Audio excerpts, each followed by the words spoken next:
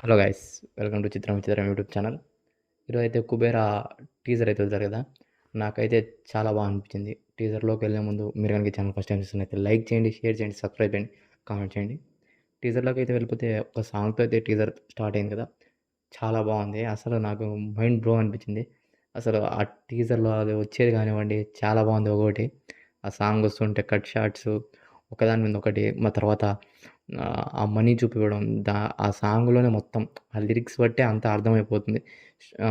ఆ లిరిక్స్‌లో ఏమైతే మాట్లాడుతుంటారో వెనకాల బ్యాక్‌గ్రౌండ్‌లో అదే కట్ చూపించడం చాలా మంచిగా అనిపించింది. డైరెక్టర్ శేఖర్ కమ్ముల గారైతే సినిమాలో ఆయనవి డ్రామా ఎక్కువ ఉంటాయి ఆయన తీసే సినిమాల్లో. దీంట్లో కూడా అలాగే అనిపిస్తుంది. చాలా బాగుంది.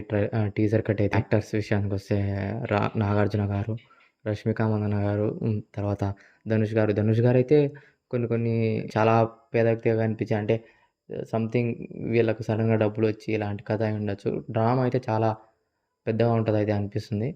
మొత్తానికి 'కుబేర' అంటే టైటిల్‌లోనే అర్థమైపోతుంది. డబ్బుల గురించి మొత్తం జరిగేదని. ఇంకా నాగార్జున గారి గురించి మాట్లాడనవసరం లేదు. ఇంక వరుస హిట్లు కొట్టాడుగా.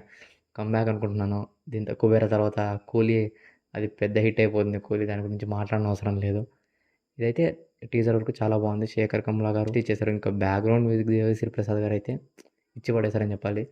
ప్రతి సీన్‌కి బీజీఎం అలా వస్తుంటే, ఆ సాంగ్ అలా ప్లే అవుతున్నప్పుడు కూడా చాలా బాగా అనిపించిందనమాట. మొత్తానికి టీజర్ అయితే చాలా బాగుంది. అంతే గైస్. ఈ వీడియో మీకు నచ్చినట్లయితే లైక్ చేయండి, షేర్ చేయండి, సబ్స్క్రైబ్ చేయండి, కామెంట్